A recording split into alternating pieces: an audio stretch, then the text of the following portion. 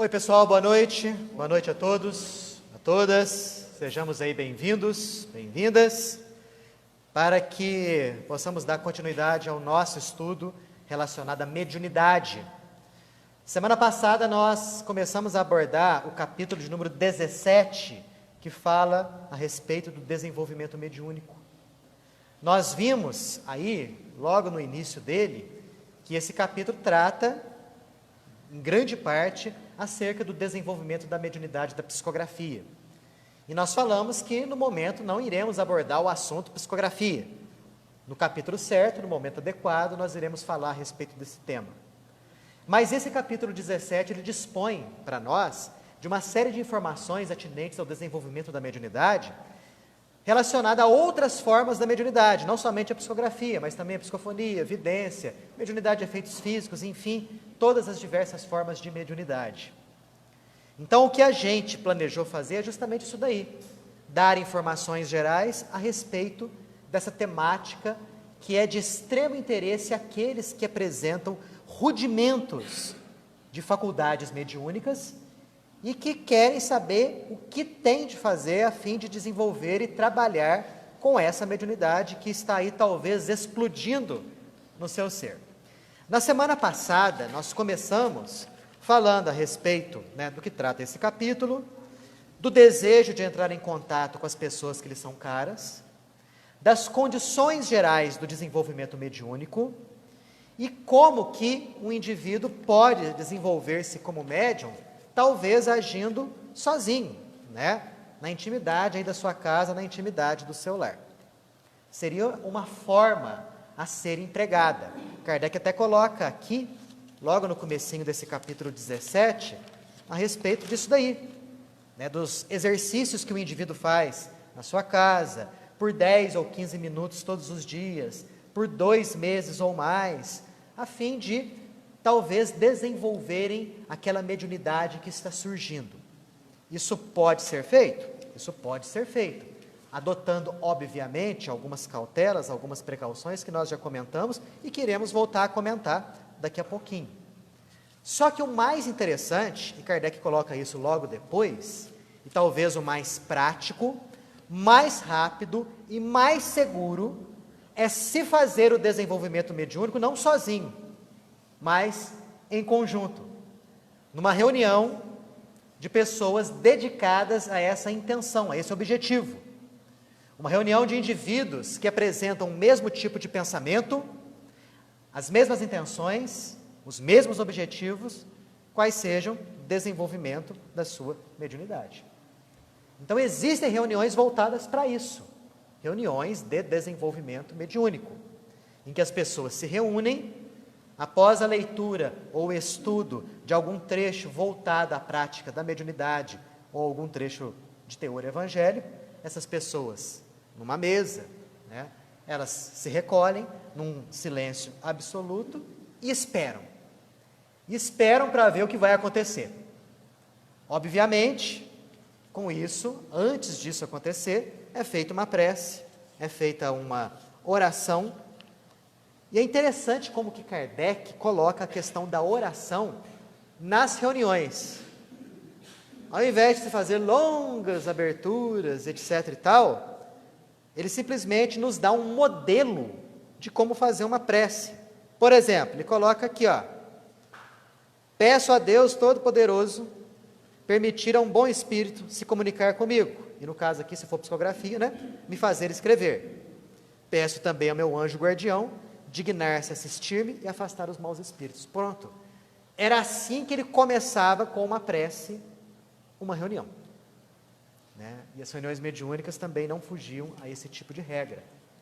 É óbvio que essa prece aqui, como em toda e qualquer prece válida, tem que ser colocado pensamento em cada palavra que está sendo pronunciada. Porque não adianta nada nós realizarmos as nossas preces, as nossas orações, de modo automático, pensando em outra coisa. Notem, a prece normalmente ela continua num nível subliminar, enquanto o teu pensamento está vagando para outras coisas que não dizem respeito àquilo que você foi fazer lá. Então é interessante que nós tenhamos essa noção do que é fazer uma prece. São palavras simples, São palavras que têm que ser verdadeiras, que têm que brotar realmente dos nossos sentimentos, dos nossos corações, e temos que colocar o nosso pensamento em cada palavra que está sendo ali proferida. Numa reunião dessas, onde as pessoas se reúnem e têm os mesmos objetivos, as mesmas intenções, é importante ressaltar esse tipo de aspecto, porque não adianta nada reunirem 10 pessoas, sendo que as 10, cada uma vai estar pensando numa coisa, não vai resolver nada. É interessante que os objetivos sejam os mesmos, as intenções as mesmas. O nosso orientador aqui, Kardec, nos coloca que, nesse todo coletivo, juntam força e sensibilidade, acrescidas por uma potente influência magnética. Então, o que é isso aí? Seriam as energias positivas de cada elemento daquela mesa mediúnica se somando, formando a famosa corrente, que muita gente aí fala, o pessoal até mais antigo costuma falar com mais frequência, né? A corrente mediúnica, que nada mais é do que uma somatória das energias dos componentes da reunião, e isso estimula, favorece o desenvolvimento da mediunidade. E óbvio, os próprios bons espíritos, atraídos pela pureza das intenções, ali eles vão encontrar condições favoráveis para atuarem. E aí vão poder identificar qual tipo, qual gênero de mediunidade um ou outro vai possuir. E eles sabem disso, mais do que a gente mesmo. Esse aqui, eles falam, tem a tendência para psicografia. Aquele lá, podemos trabalhar a questão da vidência. Naquele outro ali, a doação magnética está explodindo nele. Então é sempre interessante nós termos esse pensamento, que se existe alguma faculdade mediúnica a ser desenvolvida em nós, essa faculdade ela vai surgir e ela vai se externar com naturalidade, sem ter necessidade de forçar rigorosamente nada, conforme a gente comentou na semana passada, né? No caso daquele sujeito, né, que de repente se vê aí portador da vidência, mas fala assim, não queria ser médio vidente não, eu queria desenvolver psicografia, e às vezes passa a metade da vida numa mesa mediúnica tentando desenvolver psicografia, e na verdade ele é um médio vidente. Então, se nós temos flexibilidade para uma ou outra faculdade mediúnica, é aquela que tem que ser investida, por mais que você ache a outra mais bonitinha, por mais que você admire aquela outra lá. Se a tua faculdade é, por exemplo, a doação de passe magnético, que você seja um excelente passista, estude, se aperfeiçoe, exercite. Se a tua faculdade que despontou ali foi a psicofonia, que seja o melhor médium de psicofonia que você possa ser, né? Estudando, se aperfeiçoando, lendo tudo sobre o assunto, tentando domar as palavras negativas que por vezes saem das nossas línguas. Então isso é importante nós ressaltarmos, né? Kardec até encerra esse trechozinho aqui, dizendo que esse método é usado sobretudo nos locais onde existem falta de médiuns, né? De você reunir lá as pessoas numa reunião ali de desenvolvimento mediúnico. Bom, pois bem, ele continua aqui nos dizendo o seguinte, que esse método que ele indica, ele não conhece melhor, que outros métodos existiam na época dele. Existe um método na época dele, existia, que foi desenvolvido lá nos Estados Unidos, que Kardec não recomendava de jeito nenhum, justamente porque não via benefício naquilo lá, e que podia até mesmo causar problemas físicos. As pessoas faziam verdadeiras ginásticas com os braços, para ver se através disso, desbloqueavam qualquer tipo de resistência, e aí pudessem escrever. Outras se davam choques elétricos, porque elas achavam que se o indivíduo tomasse pequenos choquinhos ali, a mediunidade ia se desenvolver. Ainda bem que isso daí não dá certo, porque senão nas nossas reuniões de desenvolvimento mediúnico, a gente tinha que ter aparelhos para dar choque no pessoal, né? Choque no olho para desenvolver evidência, né? Choque na língua para desenvolver psicofonia, choque nos braços para desenvolver psicografia. Graças a Deus, não é assim que o negócio funciona. Além de seres humanos, temos um gato hoje assistindo a nossa reunião. Que seja bem-vindo. Bom, falando do médium aprendiz, olha que coisa interessante que Kardec fala. Que o médium aprendiz, o médium iniciante, a fé não é fundamental. Fé em que sentido? Fé no sentido de acreditar na presença dos espíritos, acreditar na influência deles, a fé nesse sentido. Que coisa interessante, Kardec fala que isso não seria fundamental. É importante, mas fundamental não é. O que é fundamental aqui? O desejo que o processo da mediunidade realmente aconteça, a pureza de intenções e a boa vontade. Por quê? Porque ele fala aqui que mesmo o indivíduo sendo vamos dizer assim, um crente perfeito, no sentido de acreditar na realidade espiritual, acreditar na mediunidade, acreditar que os bons espíritos se comuniquem, né? Se ele não tiver sinais e sintomas de mediunidade, essa fé, essa crença nos espíritos, não vai fazer ele desenvolver mediunidade nenhuma. Eu mesmo sou um exemplo disso, né? Eu não tenho mediunidade ostensiva nenhuma, embora tenha não somente uma crença, mas uma certeza da existência de vida após a morte, reencarnação, mediunidade, enfim. Não tenho nada aqui, em mim. Agora, há pessoas que não creem, talvez, na existência dos desencarnados, que eles se comuniquem, mas existem nessas pessoas rudimentos de mediunidade. E malgrado a crença delas, a fé delas, ou a ausência de fé, elas enxergam os espíritos, elas escrevem, os espíritos falam através dela. Que coisa, né? E Kardec até termina esse trecho dizendo o seguinte, que isso prova a raiz orgânica da mediunidade, que há necessidade de se ter uma predisposição orgânica para que se desenvolva a mediunidade. Então não basta o indivíduo acreditar, ele tem que ter a predisposição orgânica. Se não tiver, meu amigo, esquece. Você vai passar 40 anos da tua vida tentando desenvolver mediunidade e não vai desenvolver rigorosamente nada. Talvez, assim, se muito, alguma palavrinha saia da sua psicografia, né? De repente você vê um vulto, uma sombra, isso a cada 2, 3 anos. Você está perdendo tempo. Um indivíduo que busca desenvolver algo que não tem é pura perda de tempo. Isso nós chegamos até a comentar na semana passada. Até aqui, alguma pergunta, observação, comentário? Tocando o barco. Grande dificuldade, principalmente no médium iniciante. Sabe o que é? Obsessão. A influência de espíritos inferiores. Coisa que é muito comum no médium iniciante.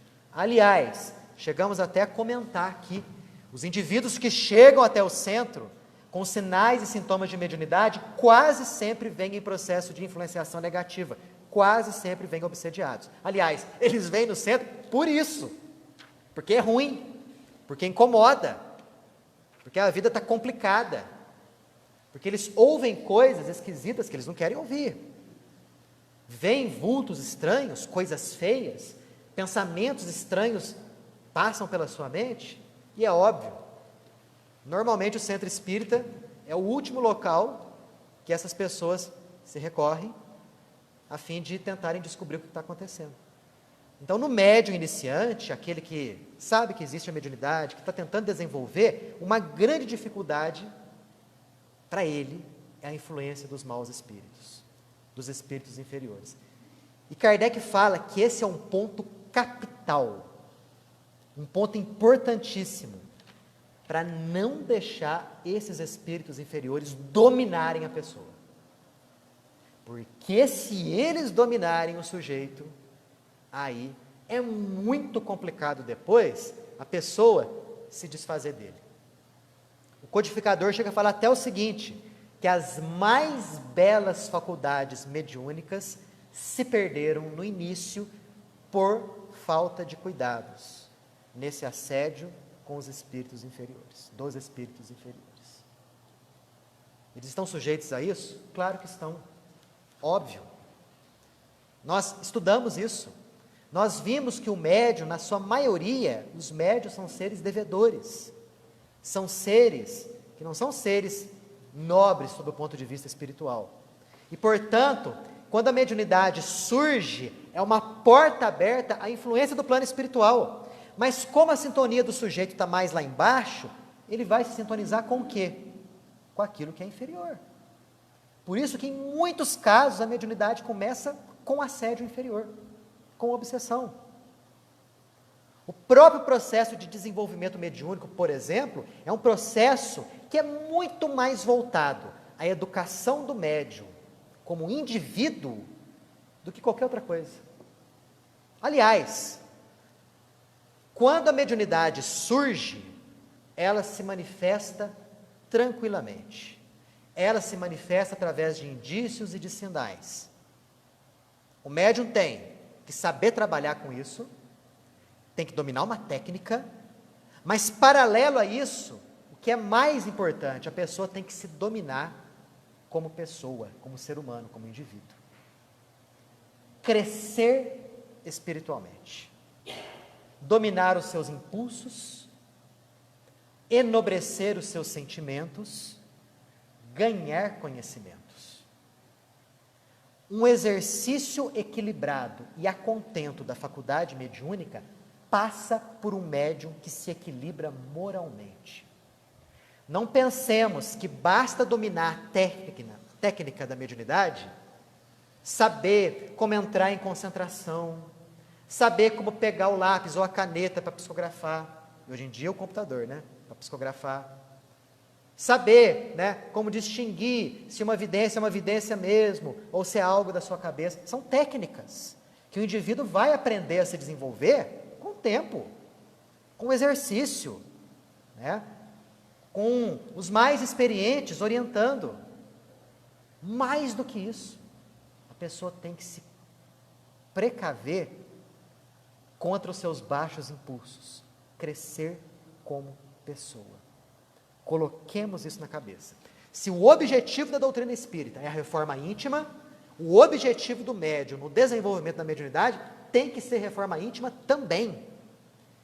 E isso nós não estamos falando só do médium ostensivo, que psicografa, que vê, que ouve, mas também do médium passista,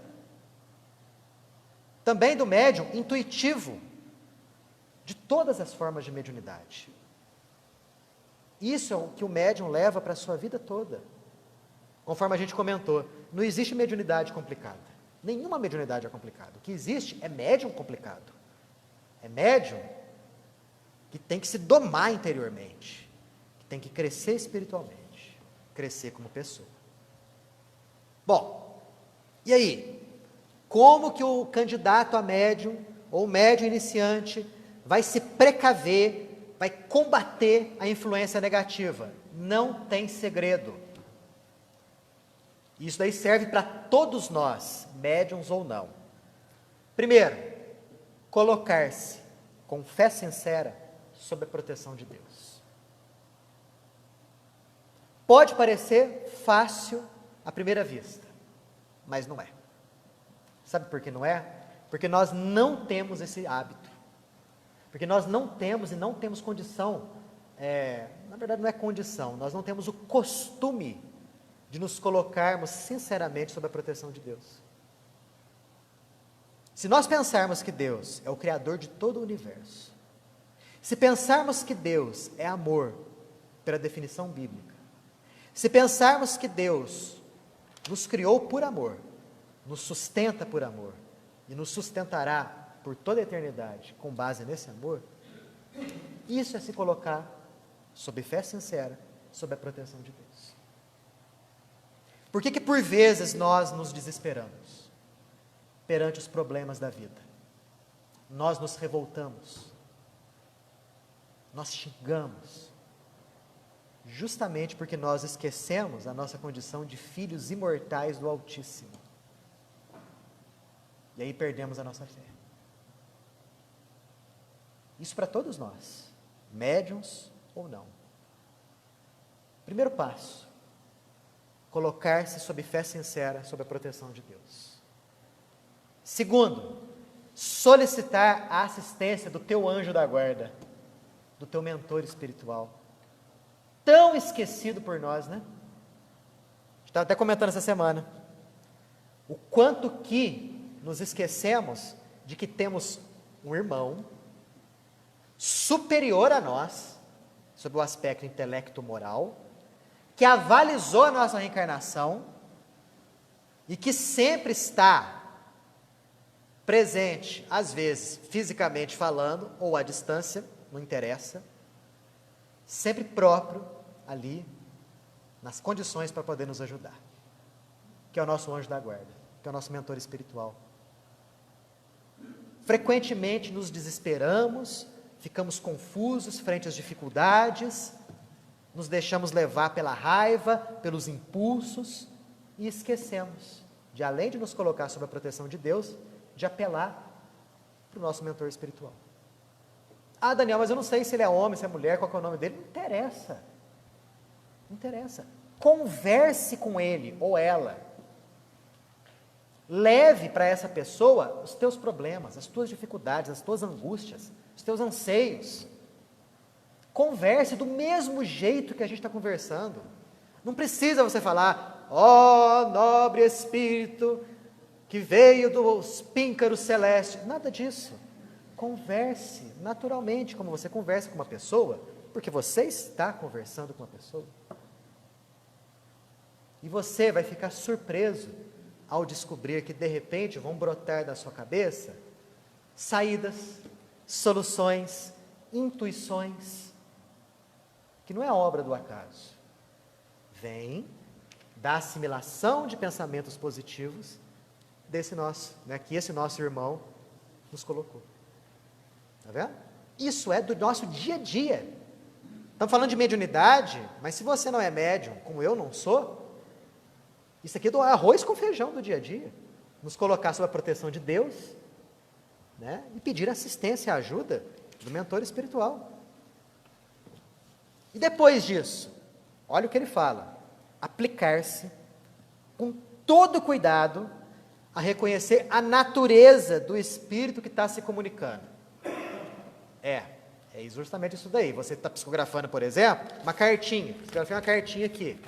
Como saber se é um espírito bom, se é um espírito mau, se é um espírito superior, se é um espírito zombeteiro? Analisando a linguagem, analisando o conteúdo daquela informação. E para isso, há necessidade de um bom conhecimento daquilo que o Espiritismo nos traz. Porque você pode se formar como médium, ser um médium formado. Sabe o que é um médium formado? É aquele médium que tem facilidade na execução. Ele tem facilidade na psicofonia, na psicografia, na vidência, em ouvir, facilidade. Mas isso não basta. Ele tem que ser um médium experimentado. O médium experimentado é aquele que, além da facilidade da execução, ele é esperto. Ele consegue detectar ali, através de sinais, através ali de frases, através do conteúdo, se aquilo ali vem de um bom, vem de um mau espírito. Vem de um espírito sábio, vem de um espírito pseudo-sábio. Vem de um espírito bom ou de um espírito zombeteiro. Até coloca aqui, saúde, 2 capítulos interessantes para se desenvolver aqui esse tipo de conhecimento, que está nesse livro, o Livro dos Médiuns. O capítulo que fala da obsessão e o capítulo que fala da identidade dos espíritos. Porque não basta você ser médium, você tem que ser um bom médium. Só que para você ser um bom médium, é necessário que você cresça como pessoa. Mas mesmo você crescendo como pessoa, você vai ser assediado pelos espíritos inferiores. Vai! Porque tu está num planeta de provas e expiações. Não vamos nos esquecer disso. Planeta de provas e expiações. A tendência nossa em nos ligarmos àquilo que é desequilibrado é mais forte do que a nossa tendência em nos ligarmos para aquilo que é equilibrado. Essa é a verdade. É muito mais fácil. Daí a importância dos esforços para a nossa construção interior. Estou falando bastante hoje, ninguém me interrompeu, ninguém fez pergunta. Alguém quer perguntar alguma coisa?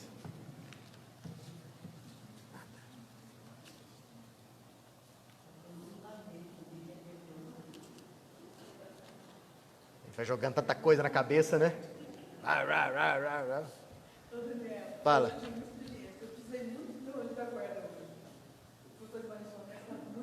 Aí, ó. Eu acho que eu não consegui. Aí eu já verifiquei. Aí, ó, tá vendo?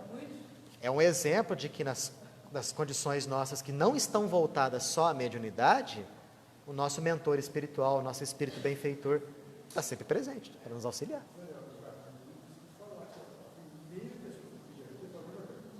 Anjo da guarda. Exato. E foi encarregado de cuidar de você. Exato. É lei de Deus. O livro do Espírito tem um monte de questão que fala sobre os guarda. Sobre os anjos guardiões. Fantástico. Tem que ler aquilo lá. Exato. Quer dizer, ao invés de você apelar para um espírito que você, né, conhece, vamos dizer assim, meu tio desencarnou, será que meu tio pode me ajudar? Meu avô morreu, né, faz 20 anos está no mundo espiritual, será que ele pode? Não sei como é que vai estar a condição deles, não sei. Então, vá naquilo que é certo. O que é o certo? Você tem um mentor espiritual, você tem um anjo da guarda, espírito guia, coloca o nome que vocês quiserem. Mas é aquele sujeito que é melhor que você e que pode te orientar e que vai te ajudar.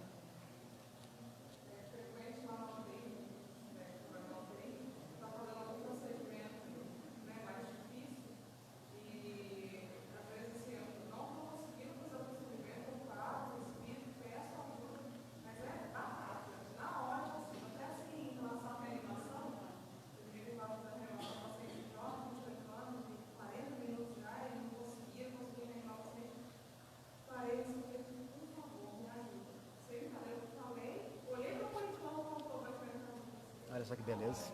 É.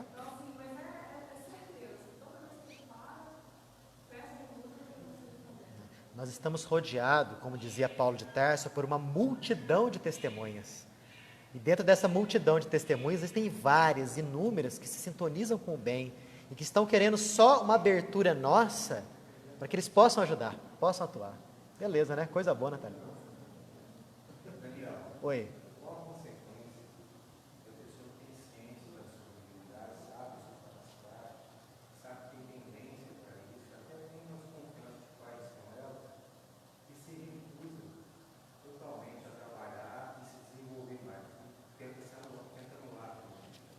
Quer ver?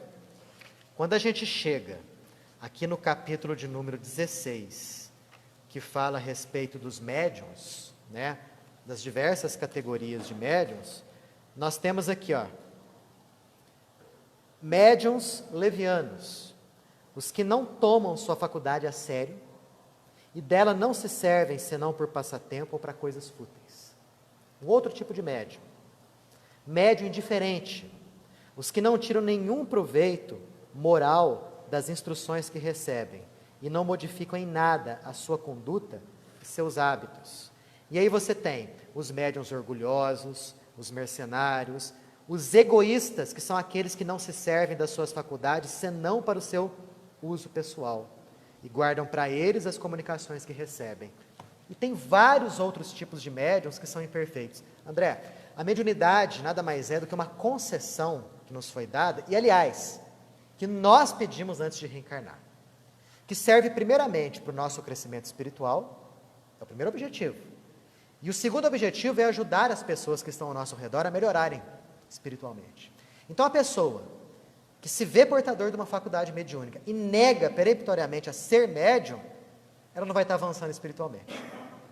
E nós vamos imaginar quais serão as consequências morais, conscienciais dessa pessoa ao desencarnar. Quando ela perceber que ela tinha nas suas mãos um instrumento para a sua purificação, para o crescimento de várias pessoas ao seu redor, e essa pessoa se negou a utilizar-se disso. É de se lamentar.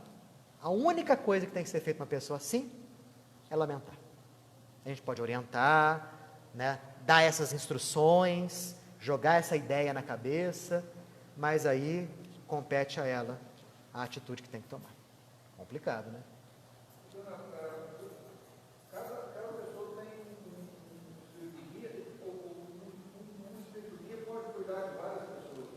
Isso pode acontecer, né? Quer dizer, existem aqueles que têm uma condição espiritual melhor, que por sua vez orientam várias pessoas, né? Que podem ser pessoas desencarnadas também. E esse, que é melhor do que esses outros aqui, por sua vez, ele também vai ser orientado por alguém melhor do que ele, que por sua vez vai ser orientado por alguém melhor do que ele, e por aí vai. Só para a gente ter uma ideia, o mentor da humanidade é Jesus de Nazaré, né? É Jesus o responsável pela orientação de 30 bilhões de almas encarnadas e desencarnadas, só aqui no planeta Terra. É o mentor espiritual do planeta Terra, né?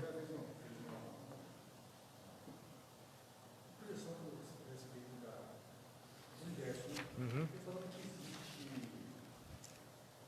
200 bilhões de galáxias. Que a Via Láctea tem 200 milhões de sóis. Cada sóis, no caso nosso, tem 8, 9 planetas. Cada planeta tem um Cristo. Exatamente. Você imagina, se tem aí, cada planeta tem um Cristo, só no sistema solar tem 7, tem 8, né? Tem 8.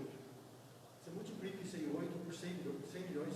Quantos Cristos tem só na Via Láctea? Olha só que coisa bonita. Nunca tinha parado para pensar nisso. 200 milhões de Cristos só na Via Láctea. Olha só, 200 bilhões de galáxias. Só na nossa galáxia, 200 milhões de sóis, né? O nosso Sol tem 8 planetas, cada planeta tem um Cristo. Então, no nosso sistema solar, 8 Cristos. Imagina quantos na Via Láctea. E no número de galáxias conhecidas. Olha quanta gente boa que existe por aí. Não é? E espírito puro. Não é malemar, não. É espírito puro. É espírito de atingir um nível evolutivo assim, que nós vamos levar talvez muitos milênios para poder atingir. Agora, um tipo de informação como essa, dá ou não dá um certo conforto para nós? Dá. Né? Principalmente para nós que estamos talvez tão enveredados nesse planetinha nosso, né? Com tanta confusão, com tanto problema, com tanta violência, né?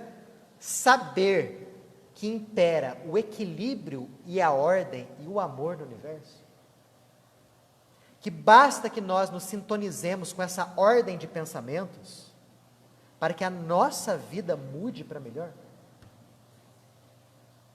Ao mesmo tempo, o pensamento é fácil, mas a conduta é complicada de ser levada a efeito, né? Porque talvez agora, nesse momento evolutivo que nós estamos tendo a consciência do universo.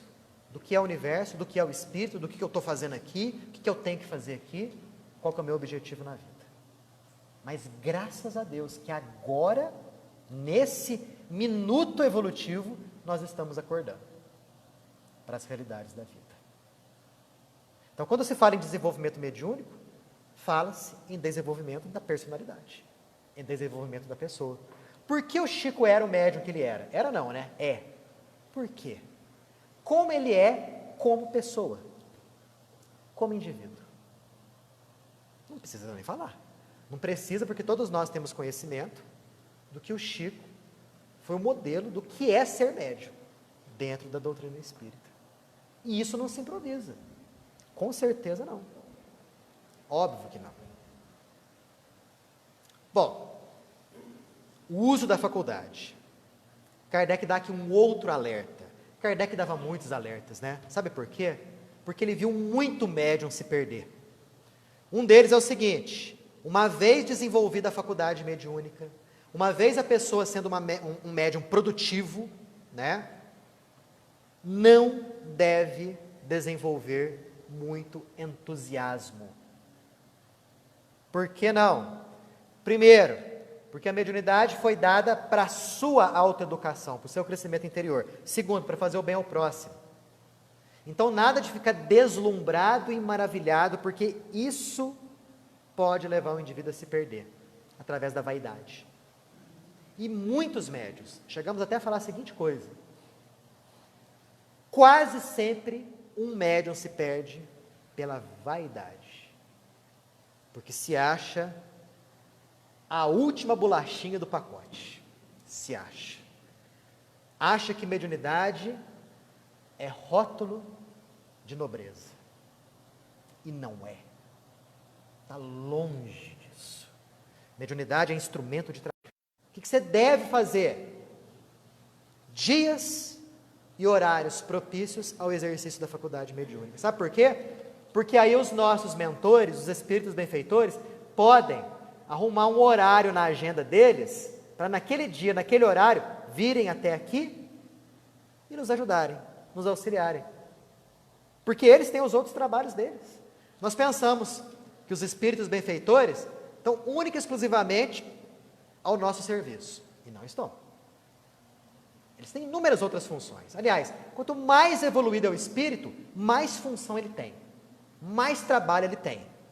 Preguiça é coisa de espírito inferior. Essa história, e a gente sempre fala isso, morreu e descansou.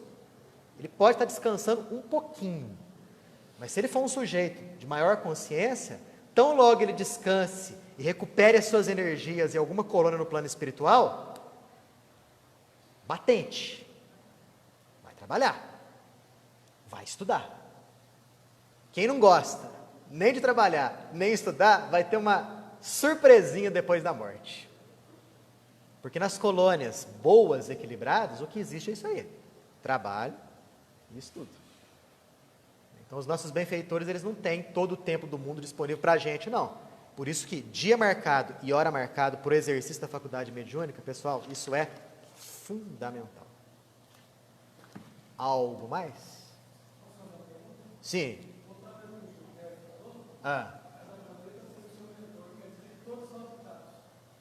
Exato. Se você for ver, não existe no universo nada criado à toa. Nada.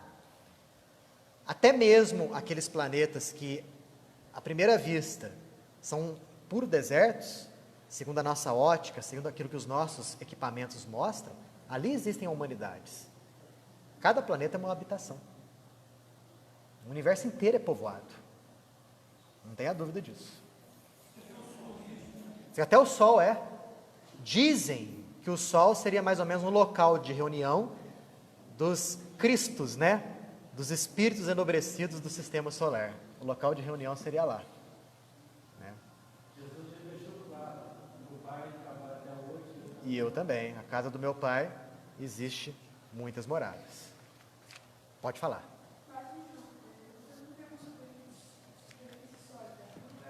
Boa, olha só a pergunta. Né? Existem os planetas rochosos, até Marte, né? E de Júpiter para frente seriam planetas gasosos. Quando a gente fala em humanidade, a gente tem a primeira ideia de uma humanidade como a nossa, com corpos físicos pesados como esses nossos aqui. Mas nas humanidades superiores à nossa, o corpo físico é mais tênue, ele é mais leve, ele é quase fluídico. Então, se nós pudéssemos, por exemplo, enxergar, se nós pudéssemos ir até Júpiter, o que a gente enxergaria? Somente aquela convulsão de gases, que é o que os nossos instrumentos captam. Nós não enxergaríamos a humanidade de Júpiter, porque os corpos físicos deles são bem mais sutis do que os nossos corpos físicos. E eles estão encarnados. Já mandaram nave para Marte, não viram nada. Né? Só um monte de pedra vermelha, né? E montanha, e canais, e calotas, né? No entanto, existe uma humanidade em Marte que, segundo Ramatiz, tecnologicamente é 500 anos mais avançada do que a nossa e moralmente 1000 anos mais avançada do que a nossa. Chique, hein? Graças a Deus. E a gente está caminhando para isso. Podemos colocar lá que Marte seria um planeta de regeneração, em vias de se tornar um planeta feliz? Não sei, naquela escala planetária. Nós ainda estamos no segundo nível, querendo passar para o terceiro. Nós só somos melhores do que os planetas primitivos. Essa é a realidade. Só melhores que os planetas primitivos. Como é a humanidade num planeta primitivo? Basta você se lembrar da época das cavernas, ou das primeiras civilizações aqui da Terra, toscas, né? É um planeta primitivo, somos melhores do que eles, né? Já é alguma coisa, mas estamos em vias de alcançar o terceiro nível aí, regeneração. Estamos, né, nessa toada aí. Fala.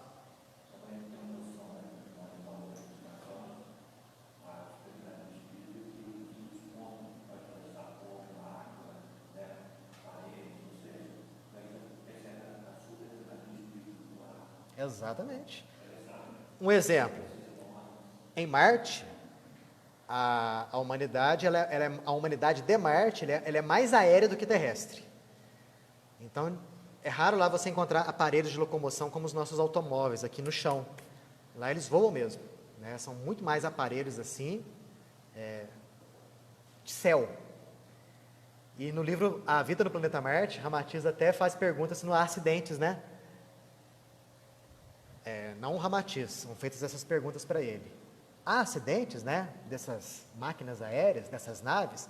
E ele fala que não, porque cada qual teria um campo magnético protetor. E ao se aproximar uma nave da outra, já se precavei o choque. Não há o choque, justamente porque existe esse campo magnético. Esse livro foi psicografado na década de 50.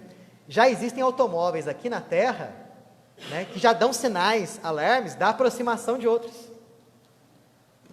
Quer dizer, é uma coisa que já estamos engatinhando. Em nosso lar tem um aeróbus, né, que é aquele meio de transporte aéreo, sem asas. Aqui na Terra, um dia, vai se desenvolver ali o aeróbus. Já existem aí os trens-bala, né, que em velocidades de 300, 400 km por hora, eles ficam acima dos trilhos. Então, atinge uma velocidade imensa, mas ainda está mais ou menos colado na Terra. Já vamos chegar num objetivo aí daqui a algum tempo, algumas décadas, de ter uma humanidade predominantemente aérea. Fala. Se fala muito sobre enxergar ou não seres de outros planetas, né? Agora, são tão evoluídos que eu acredito muito que a minha maioria deles, a vida mesmo é por dentro da Terra. A gente não consegue ver, eles usam a Terra como proteção e eles vivem até mesmo às vezes dentro. Vai saber, né? Vai saber. Tem tanta coisa por aí. A gente está engatinhando esse tipo de conhecimento.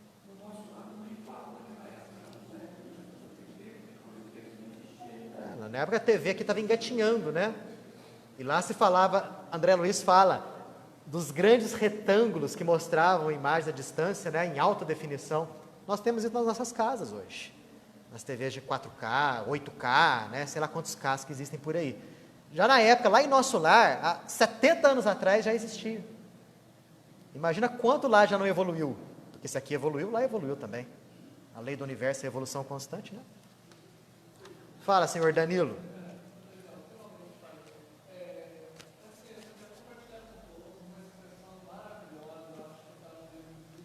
Pode falar, Danilo.